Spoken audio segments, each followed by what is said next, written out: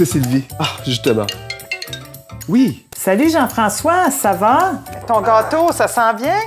Sylvie, je suis donc content de te parler. Oui, écoute, j'ai ta recette en main pour faire le fameux gâteau.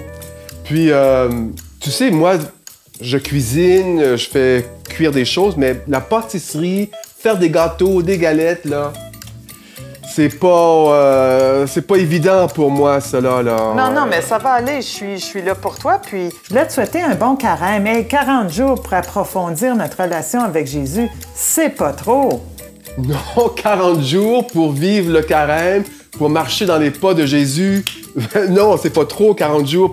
En d'autres mots, ce que Jésus veut, c'est qu'on soit heureux, qu'on sache développer nos richesses, dépasser nos limites. Puis 40 jours, là, c'est vite passé. Finalement, Sylvie, c'est s'éveiller à l'esprit de Jésus qui est en moi et qui veut que je devienne l'homme, la femme qu'il désire que je sois.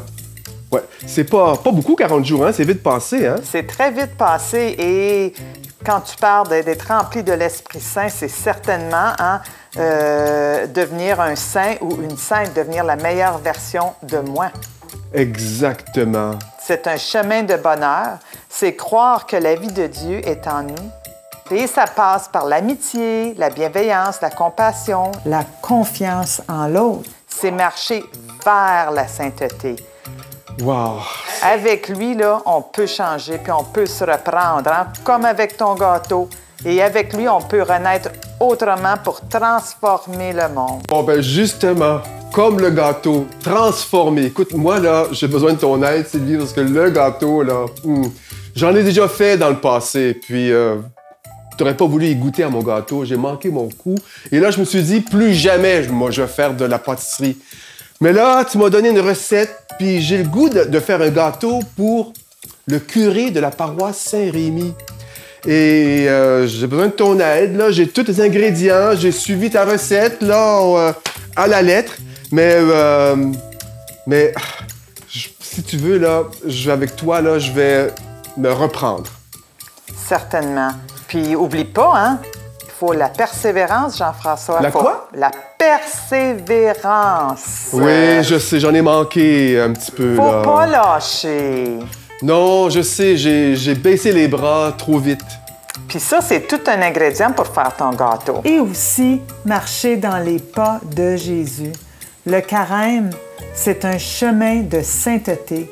Ça veut dire donner à Dieu la première place dans son cœur. J'en prends note, Sylvie, et ensemble, on va y arriver. Je peux compter sur toi, je peux te rappeler ou appelle-moi. Oui, puis je peux même rester ici avec toi, puis je peux t'accompagner pour tout ça. Bon, écoute, je retiens ça. Pour avancer vers Pâques, pour marcher dans les pas de Jésus, ça prend la persévérance.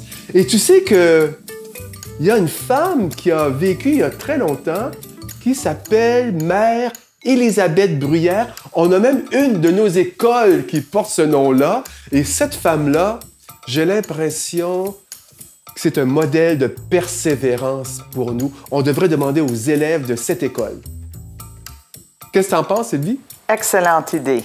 Excellent. Écoute, on se rappelle? Rappelle-moi tantôt. Certainement. Good. OK. Tantôt. Bye.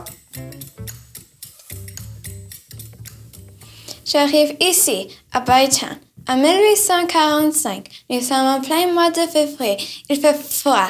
Ce ne serait pas facile, mais je vais y arriver. Je vais demander au Seigneur de m'aider. Dieu est toujours là pour m'accompagner. Parfois, on passe à travers des moments difficiles. On peut se sentir seul, mais on n'est jamais seul. Dieu nous aide à persévérer, à continuer d'essayer, à ne pas laisser tomber. Je peux lui parler n'importe quand et n'importe où en faisant une prière.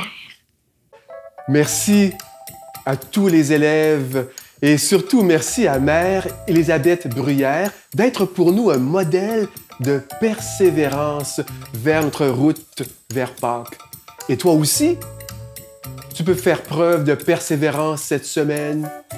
Tu n'es pas seul. Jésus t'accompagne sur ce chemin.